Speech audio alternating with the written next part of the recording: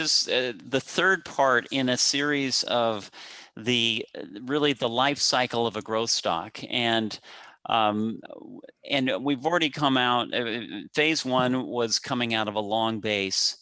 And some have even come out. I mean, the new issues come out of shorter bases, but so you can either have a short base or a long base. But what does it look like as it starts moving out of the base? And then last week we talked about the big move. What do you have on the, what happens at the breakout of that big move, and subsequently, how does the stock act as the stock is going up? We covered that last week. So now we're going to talk about the top, and if you could, on this stock, if you could highlight, David, sort of really phase one would be that base as it's coming up through, through June, that June quarter. That would be right here. Yeah, right in there. Yeah. So that's the base. That's the first part of the move. And then the second, then that's phase one. Phase two is the big move up, going from 800 to 2000.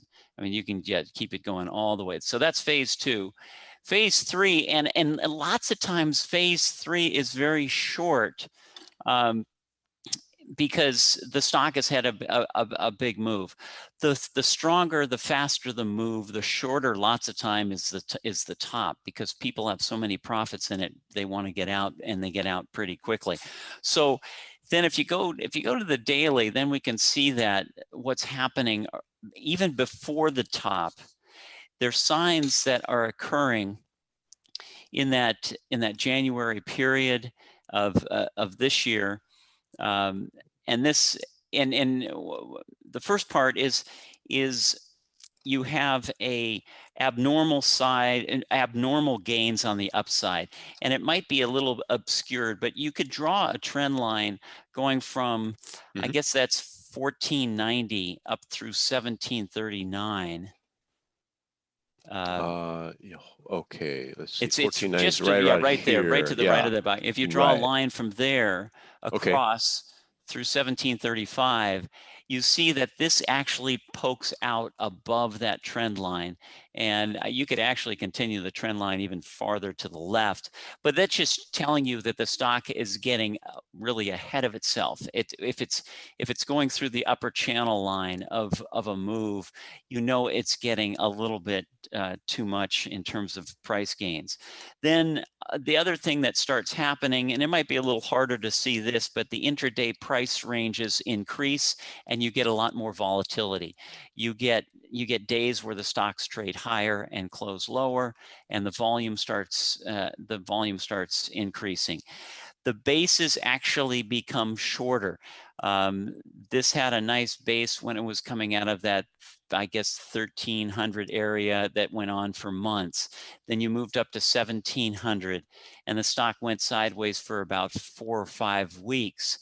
And you'll see this happening as the stock makes a move higher and higher, usually, and the bases become shorter and shorter.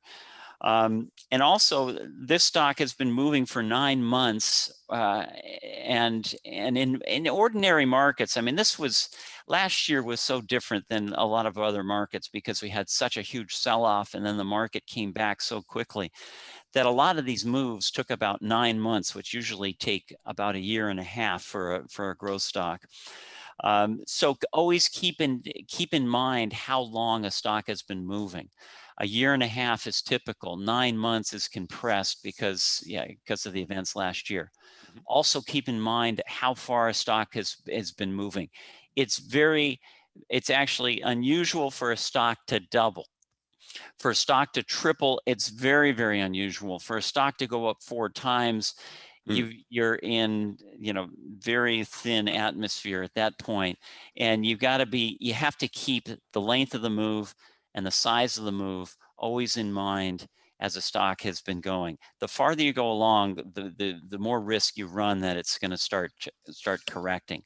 The other thing, the angle of the move starts getting steeper, and if you could draw a line from 1560, I guess that's 1564 up through 2020, you can see how sharp that gain is in the last 3 weeks of this move. Oh, you see, like right here, Yeah, right 15, here. If you go right, from the right. bottom of So from that, the bottom, we'll do a trend line from the lows. Okay, okay. yeah, So just coming let's, up, and you yeah. can see that angle is much. It's greater than the other moves that the stock has made. So yeah, and so you've got a number of these factors leading, kind of giving you clues that it's getting late in the game on the stock. Price, time, angle of ascent, volatility starts picking up, and so, and then what happens? Let's see. And then the other thing too is everybody's talking about the stock. I mean, it's maybe it's covered every day on IBD Live, or maybe it's covered on CNBC, and everybody knows about it. Everybody's talking about it. 9 months ago, no one even knew. If you talked to anybody about it, they probably didn't know what this stock was, or other stocks that you might be talking about. So then, what happens absolutely at the top? At the top, you start getting huge, large volume spikes on the downside. And you can see that 1 million share volume spike. It looks like it came in a little after January 15th. Go farther Oh, back. okay. Let's see. January 15th would be over here. Got it. Yes, and you can see huge volume on the downside, and that occurred. That's the third day down. And I've talked in the past that lots of times you get the market moves in threes, and when a stock is in a nice uptrend, you rarely ever get 3 huge days on the downside. This did it just about right off the top, and you got 3 days of increasing volume to the downside.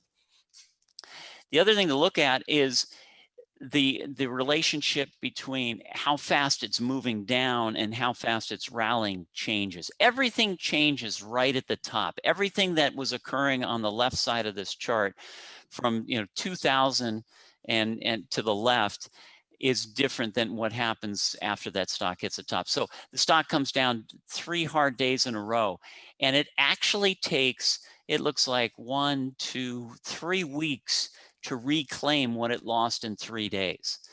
That's, to me, a great sign that it falls very quickly on selling, and it struggles to get back up over a 3-week period of time. And it does it, look how it does it on lighter volume. You don't have, I guess you maybe have 1 day of greater than average volume, maybe 2 days, but then the rest of the rally, it just doesn't go anywhere. Then the volume starts picking up again as it starts coming through 1800.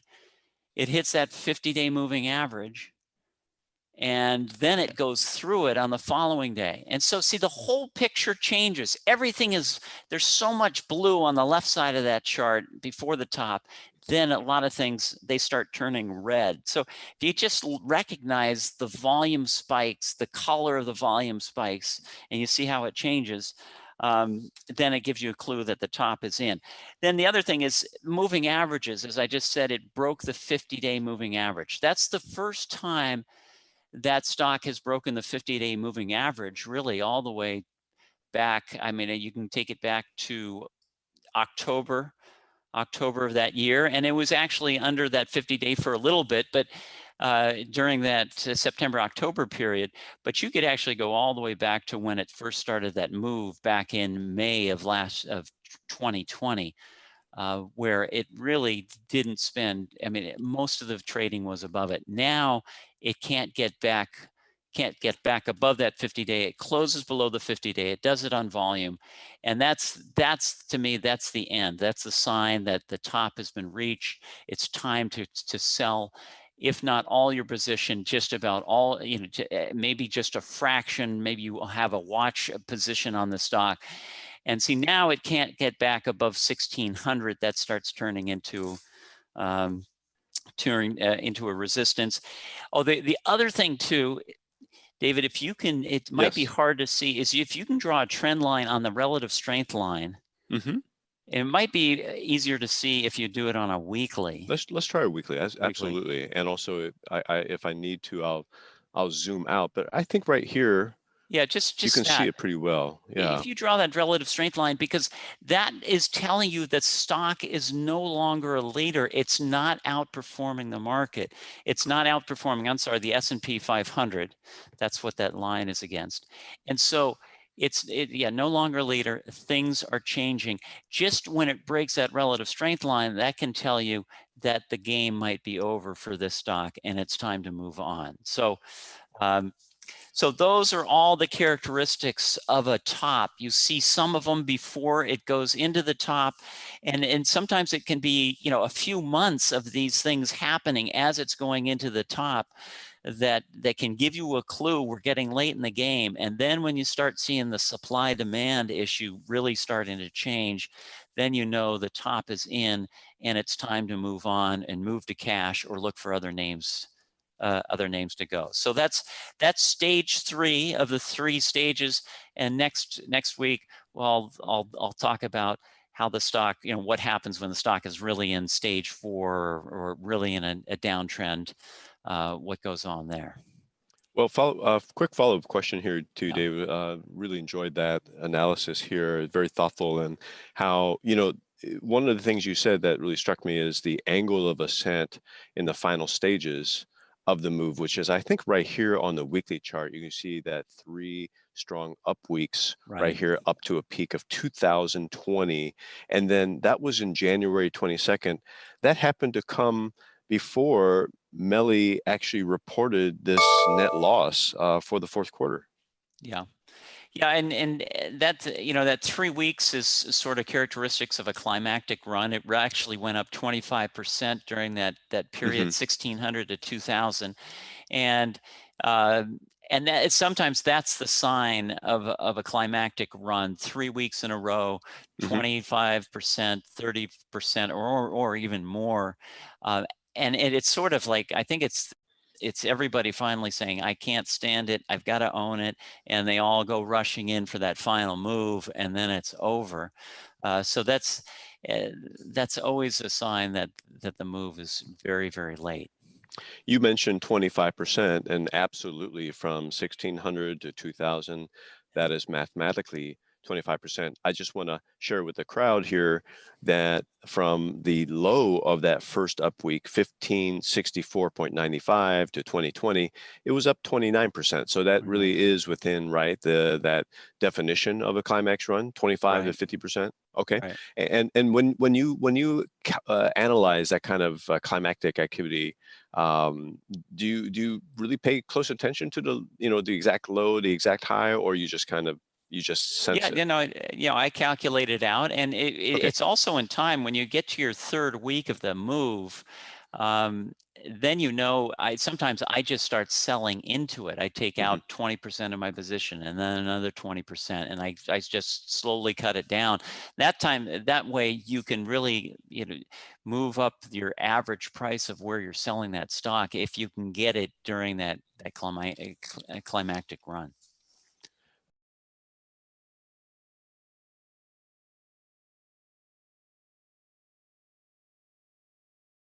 Hey everyone, thanks so much for watching Investors Business Daily on YouTube. If you want to watch more videos, make sure you hit that subscribe button so you don't miss a thing.